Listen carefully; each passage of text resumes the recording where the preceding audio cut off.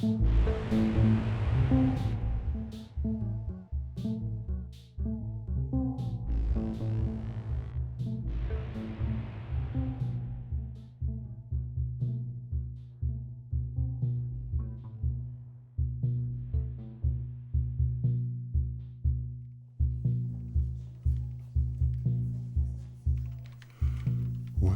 green pixels fill up a long horizontal rectangle.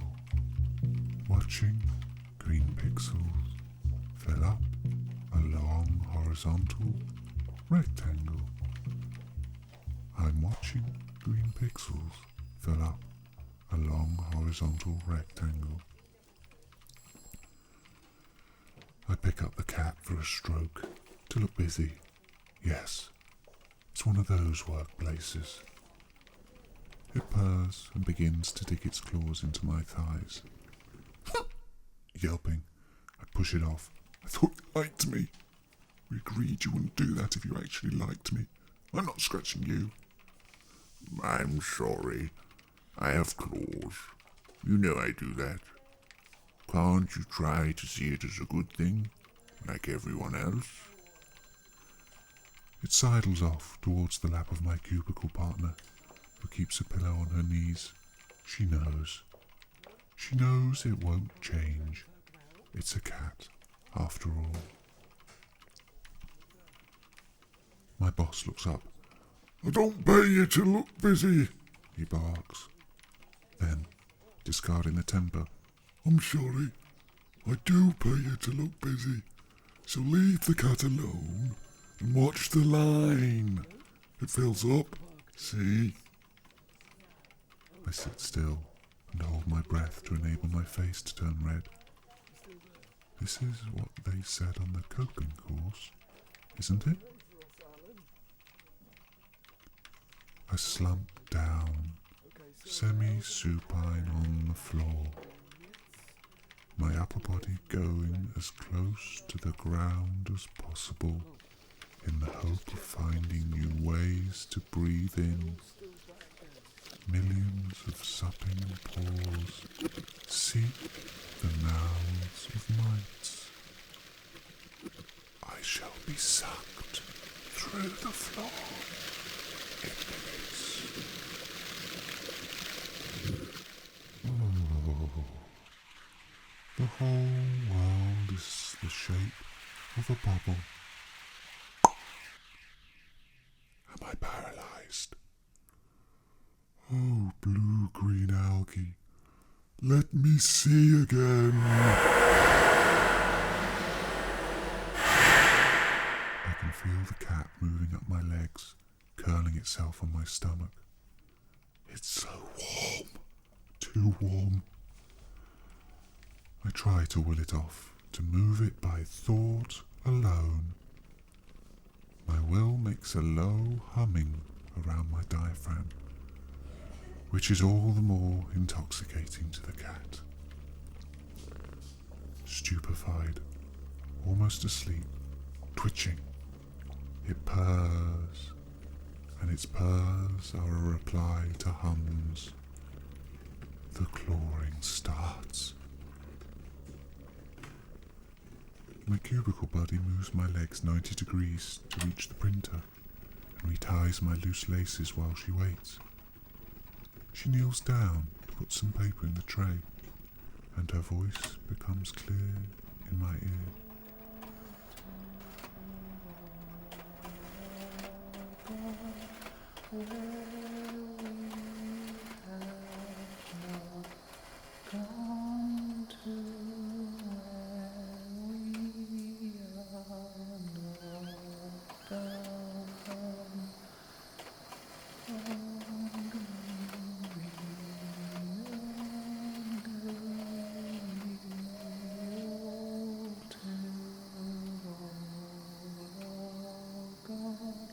Where we have not gone to.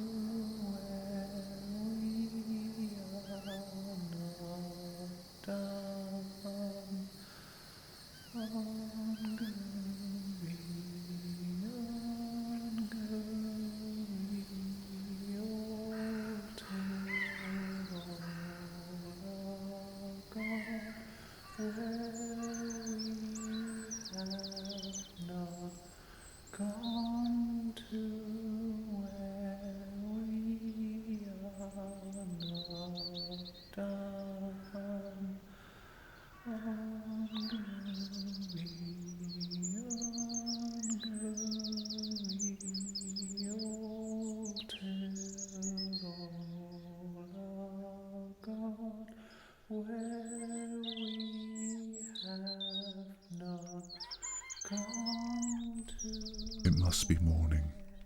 She's rolling me over, adjusting my position to allow the porter to reach the carpet under my body with the vacuum cleaner.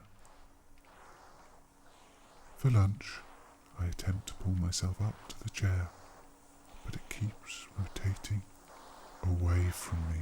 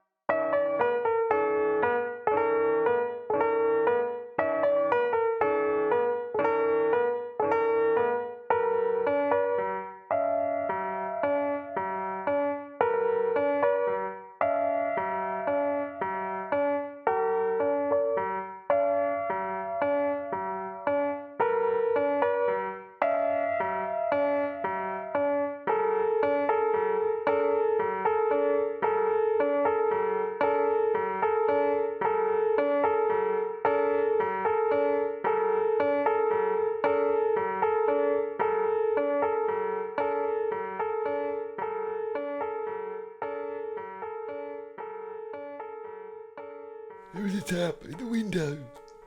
I looked up. A boy and a girl were sitting on the ledge. I opened the window a little.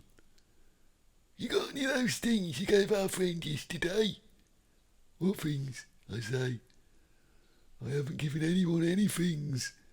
I don't remember seeing your friend yesterday. I didn't see anyone yesterday. Who's your friend? I haven't even seen a child for weeks. Never one at my window. You did! My friend said you did, from this window too. He told us to climb along the wall, that one down there, see? She points. Then shimmy onto the ledge below yours.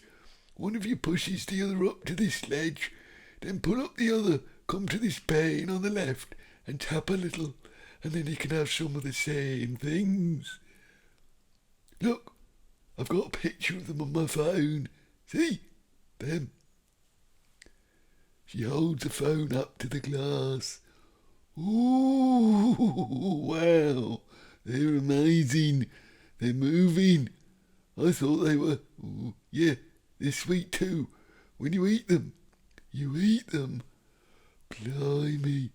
Look, let's try the flat above. I'll come with you. Pull the window open a little more. Both of you take an arm, come on. Move up a bit. I'm not going to fit on there. Later, back inside the flat, alone, standing in my pants and vest in the kitchen, I open the brown bag and tip out the contents. I close my eyes and move my hands through the mound. It expands.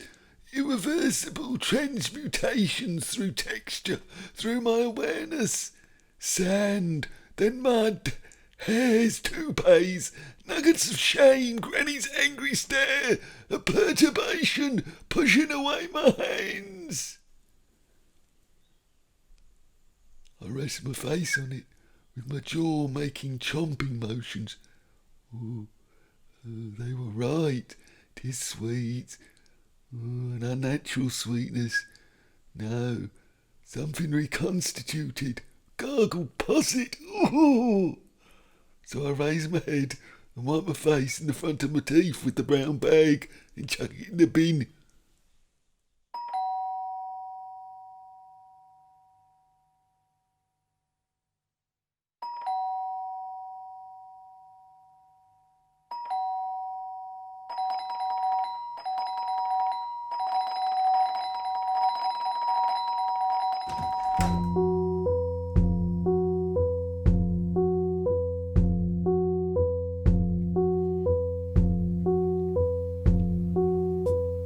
The man has a monkey on a chain. They share a haircut, a middling parting slicked to slight peaks at both sides, like a latter millennial Viennese waiter. The monkey is sat on the table, chewing his chain, when the man exclaims and then motions. "What are you doing, son? Back to daddy." Now sat on the neighbouring chair, he reaches for the pint of lager, pulls the glass towards him, dips his paw in and licks the beer off. Apparently disliking the cheap stuff, he reaches for the half pint of craft beer, again dragging and dipping, the whole time his little eyes darting furtive glances at the two, both engrossed in their phones as they flick through the photos they have just taken of the monkey, chuckling to themselves and in tandem thrusting their phones into each other's faces for consensus. The woman clocks the connoisseur and says, "No hands, it's dirty." Then, slightly tipping the glass, lets him drink from the rim. The monkey goes hyper, hanging off arms and bodies and swinging from person to person. "Be nice," she shouts, and slaps him into the lap of the man. "Oi, not on my white jeans," he returns, brushing the monkey onto the floor as if it were a collection of crumbs. The scene continues in like fashion. A fork with a tomato chunk is offered to the sulking monkey. He sniffs and looks away whilst reaching for the ashtray with his foot, and then, seemingly in an act of defiance, pushes the craft beer over, or at least tries to, because the woman catches it before it completely spills. Relieved, she holds it at eye level to assess the damage, and then downs it with relish. The monkey, forgetting its grievance, excitedly laps up the puddle of beer, the creases around his mouth giving